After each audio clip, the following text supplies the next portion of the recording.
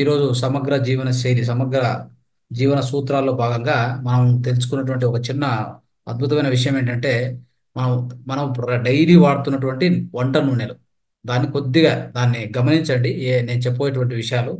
ఈ వంట నూనెలు ఎలా ఉందంటే స్నేహితులారా, బాగా గుర్తుపెట్టుకోండి ఈ విషయాలు. వంట నూనె ఎందుకు తినాలి? First point. వంట నూనెలు తినడానికి కారణం ఏంటంటే, మన యొక్క నరాల నరాల దృఢత్వం కోసం. మన లోపల నరాలు ఉంటాయి కదా, వాటి దృఢత్వం కోసం. సో వంట నూనెలు కంపల్సరీ తినాలి. ఓకే. సో తర్వాత మెదడు యొక్క వృద్ధి కోసం ఇది కూడా చాలా ఇంపార్టెంట్. తర్వాత పిల్లలకి ఈ వంట నూనెలు ఎలా ఇవ్వాలంటే, సహజమైన వంట నూనెలే ఇస్తూ ఉండాలి. లేదంటే ఈ రోజుల్లో మనం చూస్తున్నటువంటి ప్రమాదకరమైన విషయాలు ఏంటంటే ఆటిజం, తర్వాత ఆల్జిమైర్స్, పార్కిన్సన్, తర్వాత ఇలాంటి వ్యాధులు. ఇవన్నీ వ్యాధులు కూడా చిన్నపిల్లలు అయితే ఈ ఆటిజం ఎక్కువైపోయింది. బుద్ధి మాంద్యత్యం అంటుందని. బుద్ధి మాంద్యత్యం అంటే ఈ యొక్క మెంటల్ రిటార్డేషన్. ఇవన్నీ కారణాలు మనం వాడుతున్నటువంటి ఈ యొక్క కల్మషమైనటువంటి మాలిన్యమైనటువంటి వంట నుండి అర్థం చేసుకోండి.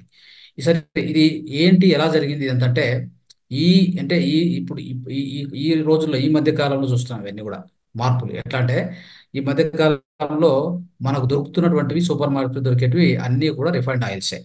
రిఫైన్డ్ ఆయిల్ వాడకూడదు. రిఫైన్డ్ ఆయిల్లో ఏముంది అనేది ఒక చిన్న అంశం చెప్తాను. రిఫైన్డ్ ఆయిల్లో 75% ఒక వైట్ పెట్రోలియం ఆయిల్ ఉంటుంది, పారాఫిన్ ఆయిల్ అంటారు దాన్ని. దాంతో పాటు ఒక 25% మీ ఏ ఆయిల్ కావాలో ఆయిల్ యాడ్ చేసి మిక్స్ చేసి ప్యాకెట్ చేసి ఇచ్చేస్తారు. అది జరుగుతూ ఉండేది. అంటే ఇప్పుడు నాకు కోకోనట్ ఆయిల్ కావాలి, 75% వైట్ పారాఫిన్ ఆయిల్, దానికి కలర్ ఉండదు, స్మెల్ ఉండదు. దాంతోపాటు ఓ 25% ఈ కోకోనట్ ఆయిల్, నిజమైన ఆయిల్ని తీసుకొని దాన్ని రెండు మిక్స్ చేసేసి ప్యాకెట్ చేసి బయట అమ్మేస్తారు. అది ఈ కంపెనీలు చేస్తున్న పని. ఎందుకు? వాళ్ళకి లాభాలు కావాలి. మీ ఆరోగ్యంతో అనవసరం. అర్థమైందా? గవర్నమెంట్లు ఏం చేయవు, ఎందుకంటే వాళ్ళకి ట్యాక్సులు వస్తే చాలు. జిఎస్టీ, ఇన్కమ్ ట్యాక్స్ అది వస్తే వాళ్ళకి సరిపోద్ది అంతే.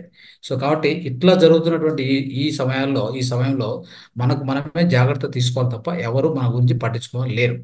కాబట్టి ఈ రోజు నేను చెప్తున్న ఈ విషయాన్ని జాగ్రత్తగా గుర్తుపెట్టుకోండి. కాబట్టి రిఫైన్డ్ ఆయిల్ తినవద్దు. ఏ కారణం కూడా, ఏదో అంటే రిఫైన్డ్ ఆయిల్ తక్కువ రేటు, అది కూడా చెప్తున్నాను. ఎందుకు మనం అందరూ కూడా రిఫైన్డ్ ఆయిల్ వైపు వెళ్తున్నారంటే, రిఫైన్డ్ ఆయిల్ తినడానికి, అంటే కొనడానికి చాలా చీప్ రేటు కదా, ఈజీగా దొరుకుతుంది. ఈ రెండు విషయాలు మనకు అట్రాక్ట్ చేస్తాయి. అంటే చీప్ అండ్ బెస్ట్ అన్నట్టుగా అట్రాక్ట్ చేస్తాయి. ఎలా అంటే, ఒక ఒక వేరుశనగ ఆయిల్ తీసుకోండి, వేరుశనగ నూనె, రిఫైన్డ్ ఆయిల్ ఒక రూ. 200 దొరికింది అనుకోండి. అదే మనము సహజమైన, అంటే ప్రకృతిపరమైనటువంటి ఆయిల్ తీసుకోవాలి. సహజమైన ఆయిల్ అంటాం, సహజమైన నూనె. అది కొనాలనుకోండి, ఏది గ్రౌండ్నట్ ఆయిల్, రూ. 450 అవుతుంది. అంటే 200 పెట్టే చోటు రూ. 450 పెట్టాలి కదా. ఎందుకు? ఇది దొరుకుతుంది కదా అని దాన్ని తీసుకుంటాం. ఆ తీసుకున్నది మనం వాడతాము. వాడిన తర్వాత మన లోపల ఏమైతాయంటే, ఈ నూనెలు వాడడం వలన ఈ యొక్క రసాయనిక, అంటే రసాయన సహితమైనటువంటి ఆయిల్స్, అంటే ఇవన్నీ కూడా రసాయనిక సంబంధించినటువంటి ఆయిల్స్. ఓకే, ఇవి న్యాచురల్ ఆయిల్స్ కాదు ఇవి. ఇవి వాడడం వల్ల ఏమైందంటే, మనం తీసుకున్న తర్వాత మన లోపలికి వెళ్ళాక ఏం చేస్తుందంటే, మన లోపల ఉన్న జీవ కణాలను చంపేస్తుంది. ఆ జీవ కణాలను ఎప్పుడైతే చంపేస్తుందో, అప్పుడు మనకు వచ్చేటువంటి ప్రాబ్లమ్స్ ఏంటంటే క్యాన్సర్. ఈ రోజులో వచ్చే క్యాన్సర్ గుర్తుపెట్టుకోండి. క్యాన్సర్ మేజర్గా హార్ట్ బ్లాక్స్ లోపల, మన యొక్క హృదయంలో, ఆ హృదయానికి పోతూ వస్తున్న నాళాలు ఉంటాయి, రక్తనాళాలు. ఆ నాళాల లోపల ఈ యొక్క రక్తం గడ్డగట్టి మనకు ఈ ఈ మధ్య కాలంలో హృదయ, అంటే చెప్పాలంటే హార్ట్ అటాక్స్, హృదయఘాతం అని చెప్తాం కదా. సో ఆ తొందరలు, ఇవన్నీ జరుగుతున్న కారణము ఈ యొక్క మనం వాడేటువంటి అసహజమైన ఆయిల్స్, అసహజమైన నూనెలు అని చెప్పాలి. ఓకే. కాబట్టి మరి దీనికి సొల్యూషన్ ఒకటే. సొల్యూషన్ అనేది ఒకటే, సహజమైన నూనెలు వాడండి. ఎక్కడ తెచ్చుకోవాలి? మనం చెప్తుంటాం కదా, ఎద్దు గానిగ అని చెప్తుంటాం చూడండి. ఈ గానిగ ఆయిల్స్ అని ఉంటాయి. గానిగ ఆయిల్స్ లో కూడా అన్ని దొరుకుతాయి. వేరుశెనగ నీరు దొరుకుతుంది, ఆ కోకోనట్ ఆయిల్ అంటే కొబ్బరి నూనె దొరుకుతుంది. తర్వాత ఇంకా రకరకాల, అంటే మనకు తెలిసినటువంటి ఆ, ఇది సెసేమ్ ఆయిల్ అని చెప్పి, ఆ, నువ్వుల నూనె అని చెప్పేసి.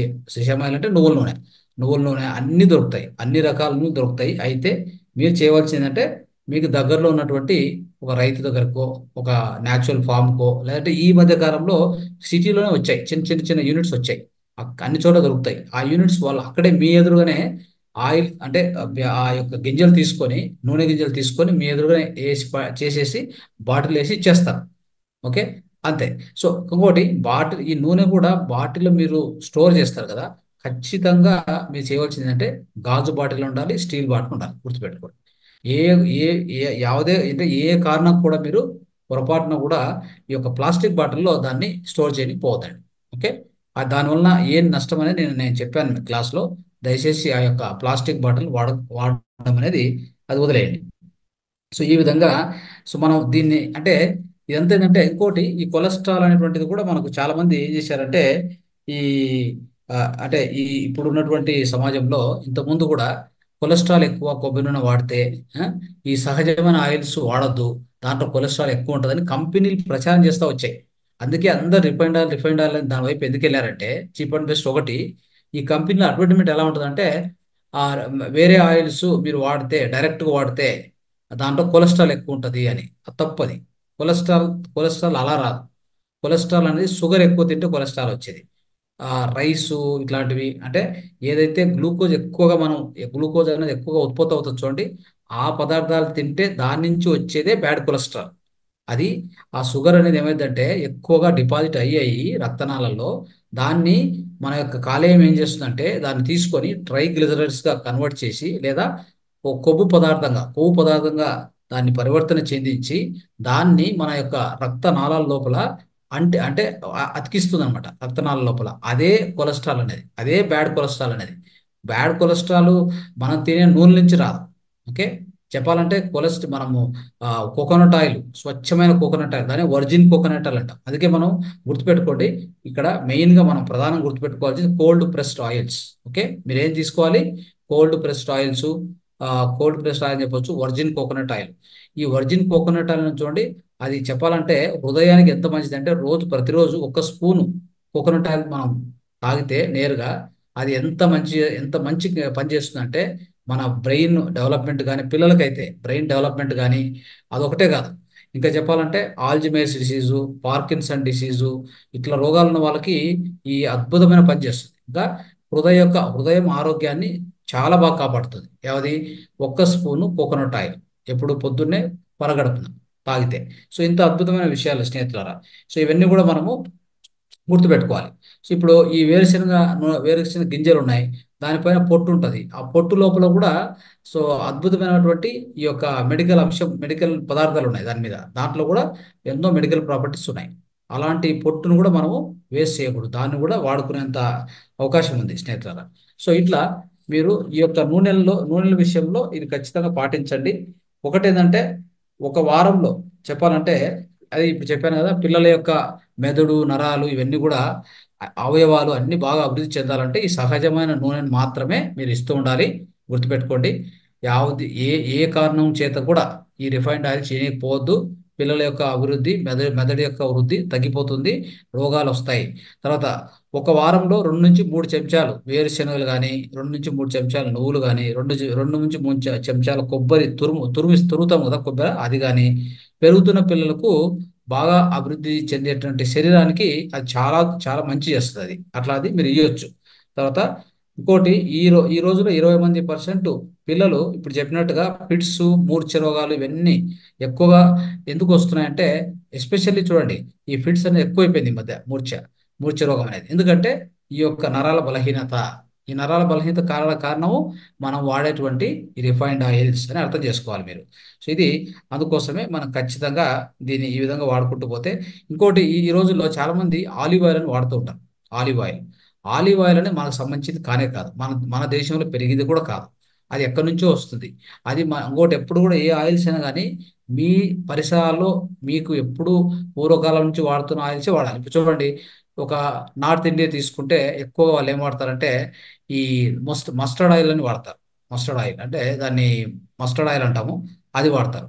అదే మనకు ఒక కేరళ ఇట్లా అంతా పోతే కోకోనట్ ఆయిల్ ఎక్కువ వాడతారు. అదే మన సౌత్ ఇండియాకి వస్తే గ్రౌండ్ నట్ ఆయిల్. అదే సెంట్రల్ ఇండియా పోతే ఇంకొక ఆయిల్ వాడతారు. ఓకే. సో అదే అంటే ఒక సెసేమ్ ఆయిల్ కూడా వాడతారు వాళ్ళు ఎక్కువగా. సో ఇలాంటి పరిస్థితుల్లో మనకు లోకల్గా అవైలబుల్ ఉండే ఆయిల్ తీసుకోవాలి, కానీ ఏదో ఆయిల్ ఏదో ఇటలీనో బ్రెజిల్ నుంచి వచ్చిందంటే అది తీసుకోవాల్సిన అవసరం ఏంటి మనకి? దాంట్లో మన దగ్గర లేనటువంటి ఏమి లేవు, అన్నీ ఉన్నాయి. కాబట్టి అలాంటి దాని జోలికి పోవద్దండి. అది అంతా కూడా ఊరికే అడ్వర్టైజ్మెంట్స్, తర్వాత ఇదంతా పబ్లిసిటీ అని చెప్పుకోవాలి, అంతకంటే ఇంకేం ఉండదు. ఓకే. ఒక నైజర్ సీడ్ ఆయిల్ అని దొరుకుతుంది, నైజర్ సీడ్ ఆయిల్ అని. అది ఆటిజం అంత ఆ రోగాలు ఉన్నాయి కదా, ఆ రోగాలకి చాలా మంచిది నైజర్ సీడ్ ఆయిల్ అనేది. అది మీకు దొరికితే ఖచ్చితంగా వాడండి. సో ఈ విధంగా స్నేహితులారా, ఈ యొక్క ఆయిల్ గురించి మనం క్లుప్తంగా తెలుసుకున్నటువంటి విషయము. దయచేసి దీన్ని పాటించండి. సో అద్భుతంగా మీ యొక్క ఆరోగ్యాన్ని కాపాడుకోండి. కాబట్టి సహజమైన ఆయిల్స్ మాత్రమే వాడాలనేది మీరు దృష్టిలో పెట్టుకోండి.